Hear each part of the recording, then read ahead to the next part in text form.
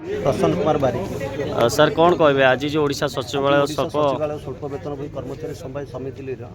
53तम वार्षिक साधारण सभा। ये सभार आमर गोटे वर्षर हिसाब आय व्यय बजेट हिसाब करा जाए ऑडिट होता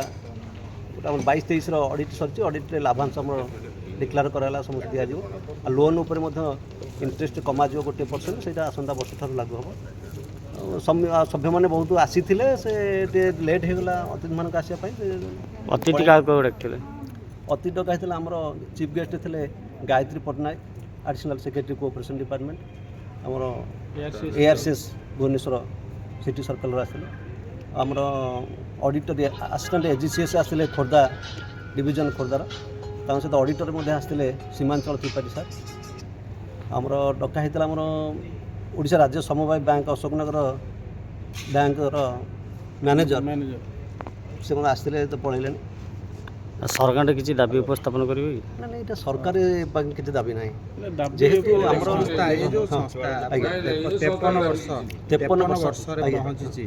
मूल लक्ष्य कौन लक्ष्य हाँ उद्देश्य है आमर जेहेतु आम सचिवालय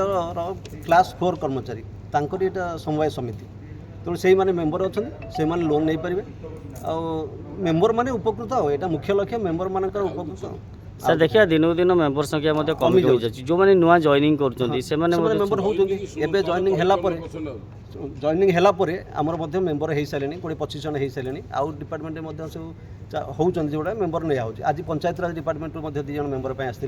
जेहेतु आज आम मीटिंग आज मेम्बर नहीं हेनी आसंता काली नापी कहुई। Thank you. मो ना हूँ भरचंद्र नायक सौराष्ट्र विभाग कर्मचारी। सर कौन कहे आज ओडिशा सचिवालय स्वल्प तार जो प्रोग्राम अनुष्ठित होची ताकू ने कौन प्रतिक्रिया रखी आज ये आमर 53तम साधारण वार्षिक सभा एवं यहाँ हूँ आमर गोटे सोसाइटी ये आम आमर जी भी कर्मचारी सब विभाग अच्छा जो मैंने मेम्बरशिप अच्छा यू लोन दि जाए एवं ताकर जो शेयर मनी रखा जाए से जार जो अनुसार लोन शेयर मनी अनुसार आम प्रत वर्ष डिविडेंड देऊ एवं आमर प्रत वर्ष गिफ्ट दि जाए आपर भी आमर आहरी फैसिलिटी अच्छे सपोज जड़े लोन नहीं तार आउ वर्ष पर दरकार रिक्वायरमेंट है आउ थे सेकेंड टाइम दि जाती तार हो मेम्बर आमर 198 भितर 200 भितर 200 जेहतु रिटायरमेंट कर सारे आस्ते आस्ते आगे भी आगू कमी जेहेतु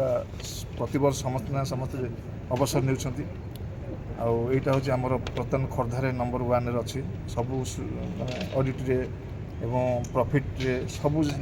दृष्टिकोण ये नंबर 1 अच्छे मूल लक्ष्य कौन आर लक्ष्य हूँ आमर जो मैंने कर्मचारी ये कार्यरत अच्छा गवर्नमेंट सब आम प्रत्येक विभाग ये अच्छा सभ्य अच्छा से लोन दि जाऊँगी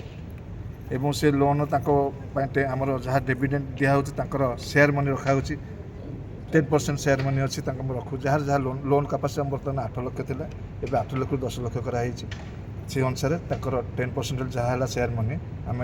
बैंक से रखिले प्रति वर्ष डिविडेंड आम कैलकुलेशन करी प्योर ऑडिट होगी जी वर्ष 8% आम देवाई डिक्लेयर कराई